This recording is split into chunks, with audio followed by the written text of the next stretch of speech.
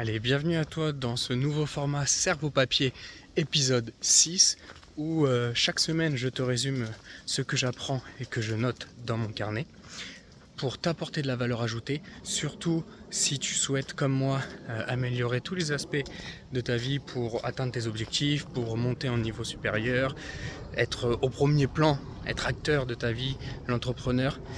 Et voilà, commençons.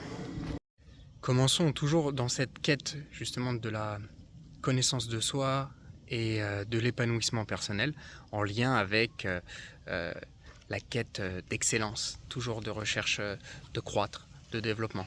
Et donc on commence directement avec l'information que j'ai écrite le 6 août 2024 dans le livre, je me suis inspiré du livre Vivez moins, pensez plus du docteur Pia Kalsen.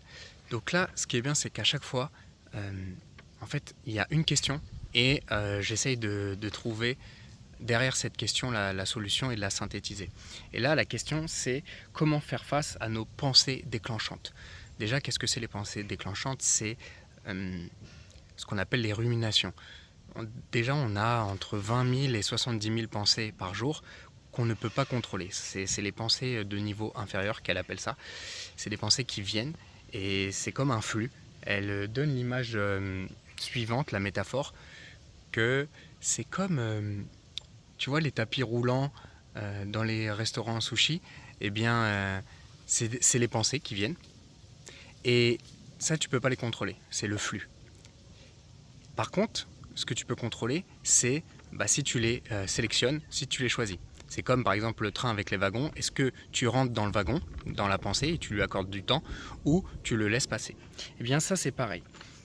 Et en fait, l'objectif c'est de reprendre contrôle sur ces ruminations, parce que justement c'est ça les dépressions. Son livre c'est justement une thérapie métacognitive pour essayer de soigner les dépressions. Et les dépressions c'est une accumulation de ruminations dans le temps, de fréquence et d'intensité, et répétée, qui fait qu'on sombre dans le schéma dépressif. Mais sans en arriver là, on peut être capable justement de reprendre le contrôle sur l'attention qu'on porte à nos pensées. Et pour ça, avec ses patients, elle établit 3 étapes. Notamment, la première, c'est la plage horaire, dédier du temps spécifique pour ces ruminations et diminuer ce temps-là. Donc, lorsque j'ai des ruminations en pleine journée, en prendre conscience et les décaler dans la plage dédiée horaire. Les pensées déclenchantes peuvent être le fait de se remettre en question sur ah mais qu'est-ce qu'il va penser de moi si je fais ça, ah mais je pense que je ne suis pas à la hauteur, ah je pense que je ne suis pas capable de. Vous voyez, c'est ces pensées limitantes, ces croyances limitantes qu'on se donne nous-mêmes. Et bien c'est ça, justement, on peut les contrôler en dédiant justement une plage horaire spécifique pour y travailler. La deuxième chose, c'est de ce qu'elle appelle le contrôle attentionnel. Le contrôle attentionnel, c'est je suis conscient que je suis en train de ruminer, je vais me reconnecter au moment présent. Et c'est avec mes 5 sens, mes 6 sens si vous préférez, eh bien, je suis en train de ruminer, j'en prends conscience, ok, je me reconnecte avec l'instant présent. Eh bien, qu'est-ce que je vois dans mon environnement extérieur? Qu'est-ce que je sens? Qu'est-ce que je touche? Dans quelle position je suis? Vous voyez? Eh bien, ça va permettre déjà de faire repartir cette pensée déclenchante. Parce que ce qui est bien, c'est que les pensées, c'est un flux de pensées que tu ne peux pas contrôler, qui arrive vite, mais qui repartent aussi vite. Sauf si on a décidé de s'y attarder dessus. Donc, lorsqu'on voit qu'on est en train de ruminer, on peut se reconnecter au moment présent, à l'instant T, avec nos sens. Et la troisième étape, c'est de passer de la rumination à ce qu'elle appelle la pleine conscience détachée. Je suis conscient que je suis en train de ruminer. Et pour ça, je prends note, personnellement, et je passe de la rumination à l'acceptation, sous une forme de neutralité. Je suis conscient que je suis en train de ruminer, eh bien je me reconnecte à mes sens, et au pire je la décale dans ma plage horaire dédiée, et voilà. Et donc ça, cette pleine conscience détachée, c'est le niveau supérieur, c'est là ce qu'elle appelle la métacognition, pour reprendre le contrôle attentionnel de ses pensées, et limiter ses pensées déclenchantes. Voilà comment reprendre le contrôle sur ses ruminations. Deuxième chose que j'ai écrit le 7 août 2024, suite à la vidéo YouTube de David Laroche sur sa chaîne Paradox, où il interviewe Christophe Hague sur l'importance de la surprise. Quelle est l'importance de la surprise dans nos vies? Et lui, il le définit de la manière suivante, que c'est une journée porte ouverte cérébrale. Donc il dit que c'est un exhausteur de vie. Parce que c'est rien que le langage non verbal, tu le vois, quand on parle de surprise, tu as les yeux qui s'écarquillent, la bouche en haut, les oreilles qui sont prêts à écouter. Donc on accueille beaucoup plus l'information et on est prêt à apprendre. Et on a envie d'apprendre justement.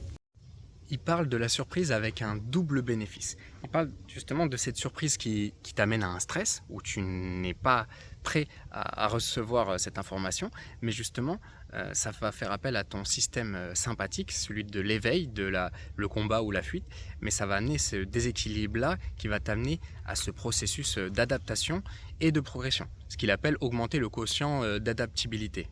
Donc dans tous les cas, ça t'apporte, même si la surprise est négative, ça va t'apporter un plus.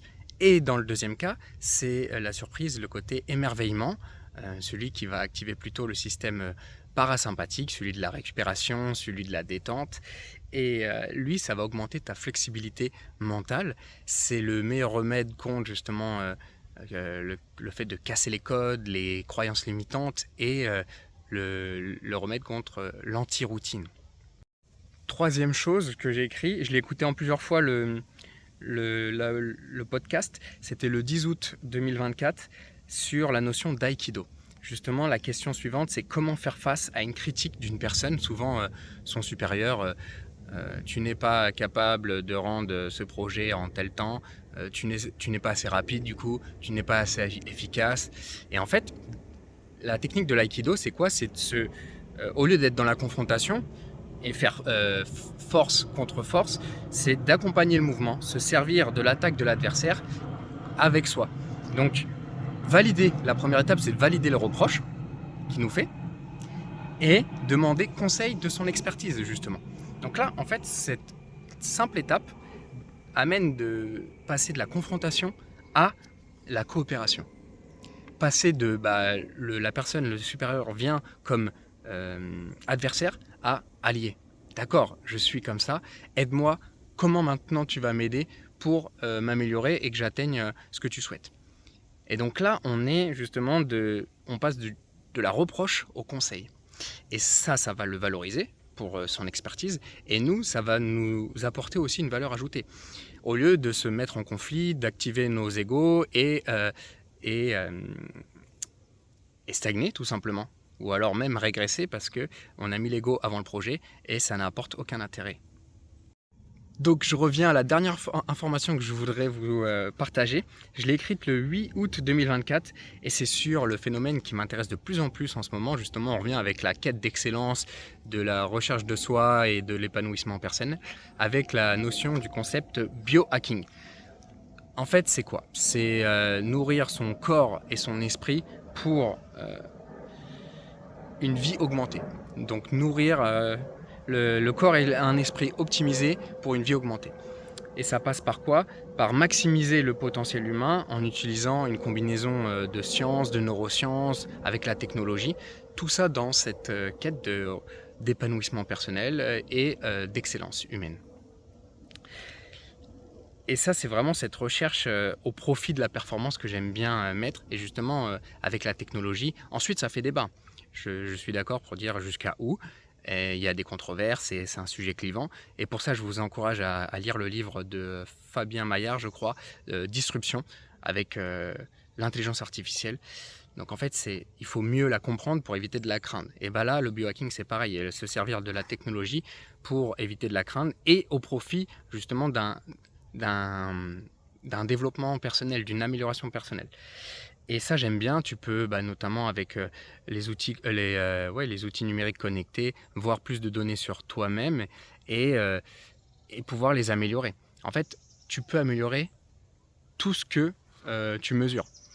Et à partir du moment où la technologie permet de mesurer avec plus de précision, plus de quantité, eh bien, tu peux t'en servir pour toi t'améliorer en tant que personne. Et justement, pour ceux qui souhaitent, tout comme moi, améliorer leur personne passer à un niveau supérieur et voir jusqu'à où ils peuvent aller et atteindre leur plein potentiel, les systèmes de biohacking, pour moi, est un élément crucial dans son processus d'apprentissage personnel et de réussite personnelle. Donc ça peut passer par justement faire des analyses sanguines pour voir tout ce qui manque en carence pour ensuite mieux exploiter et être plus de vitalité, l'analyse de son microbiote pour voir justement sur son alimentation, avoir justement une montre connectée pour voir toutes ces données de fréquence cardiaque et ses seuils respiratoires pour optimiser avec l'entraînement et la récupération. Ça peut passer par la connaissance en fait de lecture de livres impactants qui apportent de la valeur ajoutée. Ça peut être justement de suivre ces vidéos pour des vidéos inspirantes qui t'apportent de la valeur ajoutée et d'être toujours dans cette quête de recherche de processus personnel d'apprentissage. En fait, il faut toujours chercher, dédier du temps pour soi et apprendre davantage. Donc voilà cette notion-là, de toute façon c'est juste un écueil, là c'est juste quelques petites lignes que j'ai lues et je compte en approfondir davantage pour l'appliquer à ma vie, toujours apprendre, appliquer, transmettre et donc la prochaine fois essayer de transmettre encore plus de valeur ajoutée issue de mes expériences. Donc voilà, cet épisode touche à sa fin. Je te souhaite une bonne journée, j'espère que ça t'a apporté de la valeur ajoutée et nous on se dit à la semaine prochaine. Jamais parfait, toujours meilleur. Allez, ciao.